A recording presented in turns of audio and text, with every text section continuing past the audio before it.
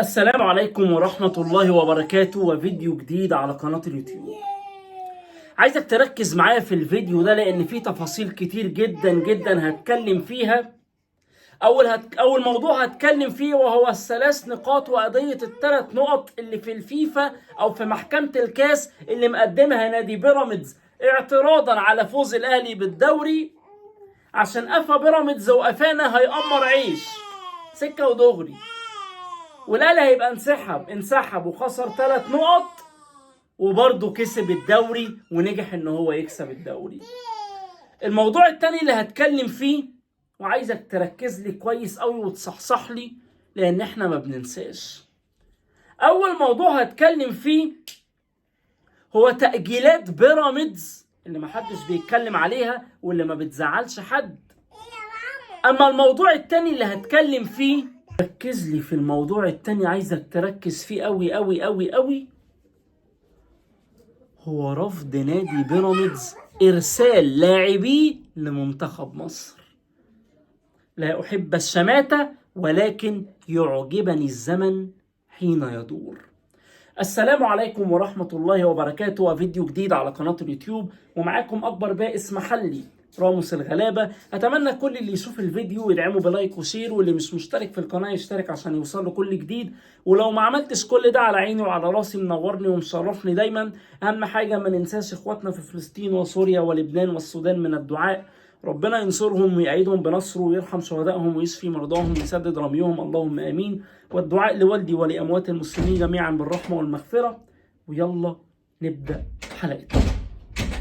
خلينا نتكلم على موضوع الدوري وموضوع الثلاث نقط وقضية الثلاث نقط واعتراض بيراميدز على عدم خصم ال3 نقاط من النادي الأهلي بنهاية الموسم بعد انسحابه من مباراة القمة. وانتوا عارفين الأحداث اللي حصلت يعني عشان اختصر عليكم الكلام.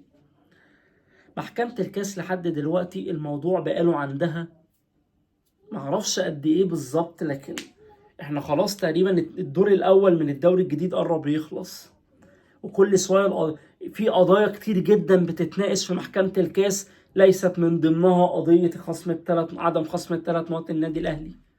ما تبصش فيها اصلا، والحاجات اللي ما بيتبصش فيها اعرف انها ماتت، او اعرف ان خلاص مفيش جديد في القصة. الاهلي بطل الدوري، لاني قلت لك قبل كده استحالة اتحاد الكورة يكون بالغباء ده ويطلع نفسه غلطان. قلت لك قبل كده انت كنادي زمالك وقفت مع اتحاد الكورة لمجرد المناكفة في النادي الاهلي، وعشان تطلع ب3 نقط مش هتعمل بيهم حاجة في الاخر، لانك مش هتاخد الدوري ولا هتفنش تاني الدوري فتروح دوري ابطال افريقيا. كالعادة فنشنا 3 او رابع، مش فاكر والله، يا 3 يا رابع. يبقى انت كنت المفروض تعمل ايه؟ شايف ان الاهلي واقف نصر مع الحق، ومع حاجه لا تضرك ولا تضره، ومع حاجه في مصلحتك ومصلحته، وهي حكام اجانب. لو انت كنت ما وقفت مع النادي الاهلي، يا اما الماتش كان هيتاجل يوم، يا اما كان الحكام هتيجي من السعوديه والماتش يتاجل كام ساعه. لكن انت طبعا عايز تناكف في الاهلي وخلاص، عايز تضايق في الاهلي وخلاص، حتى لو انت عارف ان الاهلي بيطالب بحاجه انت نفسك بتطالب بيها، وعامل مؤتمر 9 ساعات بتشتكي من التحكيم المصري، وفي الاخر دعمت التحكيم المصري. قام الاتحاد الكوره اعتبر الاهلي منسحب وقال انه هيتخصم منه 6 نقط.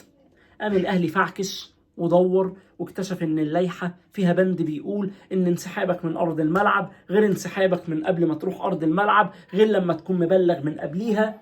وكان عنده سبب ان اتحاد الكوره او رابطه الانديه نزلت في بيان رسمي ان ماتش القمه بحكام اجانب، عشان لما القرعه اتعملت في الدره والساعه 5 الفجر وقال لك ذكاء اصطناعي، وطلع ولا ذكاء اصطناعي ولا حاجه، وحط ماتش الزمالك والاهلي من الاخر في رمضان عشان الاعلانات بتبقى زايده في رمضان فيستفيدوا ماديا.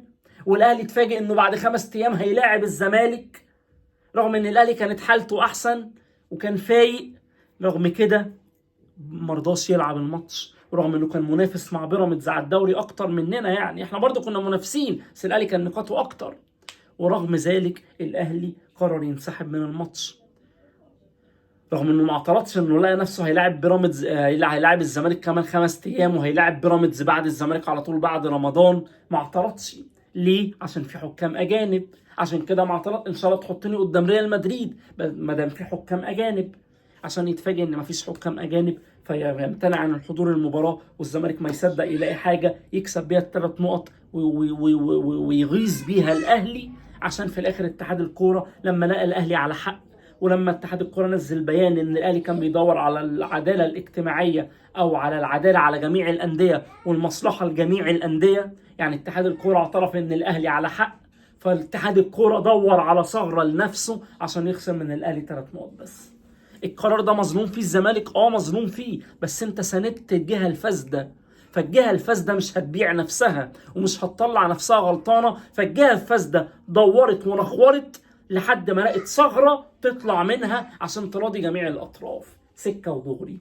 يبقى انت من الاول كنت وقفت مع الاهلي واجلت الماتش كام ساعه او اجلت الماتش يوم ولعبت بتحكيم اجنبي، وارض الملعب بقى هو الفيصل، انت الكسبان ولا الاهلي. ده ملخص الحوار. محكمة الكاس مفيش رد، مفيش جديد، الاهلي بطلا للدوري لعام 23 24 او 24 25. خلصت القصه. على فكره الاهلي لما انسحب امام الزمالك واتخصم منه 3 نقط، الفرق بينه وبين بيراميدز زاد ل9 ماتشات. 9 ماتشات، وكان فاضل كام ماتش على نهايه الدوري. قبل نهايه الدوري ب5 ماتشات كان بيراميدز فارق عن الاهلي ب4 نقط، ممكن و7 نقط تقريبا. خسر ماتشين وتعادل ماتش، الاهلي كسب، الاهلي بطل الدوري. يعني انسحاب الاهلي قدام الزمالك حتى لو لما اتخصم منه 3 نقط بس كان بيراميدز قدامه ياخد الدوري في اكتر من ماتش، لكنه خسر وتعادل. نيجي بقى للموضوع الثاني اللي يخص بيراميدز برضه، في موضوعين مهمين جدا هكلمك فيهم. الموضوع الاول منتخب مصر اللي كسب امبارح الجزائر 3-2 بريمونتادا بقياده حلمي طولان المحترم، طلب لعيبه من بيراميدز وبيراميدز رفض ارسالهم. بيراميدز لا في كاس العرب، منتخب مصر هيروح يلعب في كاس العرب طبعا، فمحتاج لعيبه من بيراميدز. بيراميدز رفض ارسال لعيبته لمنتخب مصر الثاني اللي هيشارك في كاس العرب، اللي قيمه الجائزه 50 مليون دولار او ريال. فاتحاد الكوره بيراميدز رفض ارسال لعيبته للمنتخب لانه هيتعارض مع مشوار بيراميدز في الدوري، والبيراميدز طلب تاجيل الماتشين في الدوري، لكن اتحاد الكوره رفض، فبيراميدز رفض يبعت لاعيبته. ارجع اعمل كده، شغل العجله لورا، ارجع بالذاكره لورا لما منتخب مصر طلب لعيبه النادي الاهلي علشان الاولمبياد. طلب كان محمد عبد المنعم باين تقريبا لسه في الاهلي على ما اعتقد، فالاهلي كان عنده ماتشات مهمه جدا ومصيريه وحسم دوري، فرفض طبعا انه يبعت لعيبته لانه هو في ماتشات مصيريه وبيحسم دوري. ساعتها اعلام الزمالك باعلام بيراميدز بالمسؤولين بكل الناس، يا اهلي يا اللي عامل لي فيها نادي الكرامه، يا اللي عامل لي فيها المبادئ، يا اللي عامل لي فيها النادي مش عارف الوطنيه، يا اللي مش عارف ايه، وكله بقى يعيب في الاهلي. طب لما بيراميدز دلوقتي رفض يبعت اللعيبه، انت بتنافس في الدوري، ولو كسبت 3 ماتشات هتفرق عن الاهلي ب6 نقط، بس رفضوا يبعتوا لاعيبتهم. طب لما النادي الاهلي انا بسمي ده اكبر انجاز عمله النادي الاهلي في كاس العالم للانديه، انهي لما خد البرونزيه. يا عم ما الاهلي خد البرونزيه 4 مرات، اشمعنى المره دي؟ يعني هقول لك اشمعنى المره دي.